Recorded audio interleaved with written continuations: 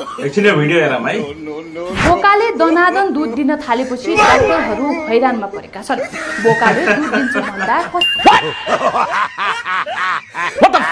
यस्तो न्युजहरू कहाँबाट खोजेर ल्याउने? राम्रो छ नेपालको पत्रकारिता। कुनै पत्रकार त मजाकको पात्रमा दैछन् नेपालमा। बोकाले दुध दिन्छ भन्दा कसैले विश्वास गर्दैन, तर भारतको राजस्थान स्थित धौलपुर जिल्लामा एक बोकाले दुध दिएपछि सबै हेरेको हेरे भएका छन्। बोकाले हरेक दिन आधा लिटर दुध दिने गरेको पाइएको छ। दुध दियो होला, यो स्वाभाविक हो, तर मलाई एउटा कुरा समझमा आएन, निकाले चाहिँ कहाँबाट छ त्यो दुध?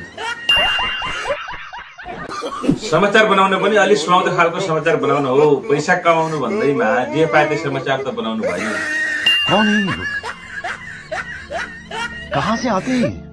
नेपाली मिडियाकै बेइज्जत गरेर न्युज पनि अर्का देशको होइन, आफ्ना देशको हेर। पहिला आफ्ना देशको बोकाले दुध दिन्छ कि नै पहिला त्यो चेक गर त।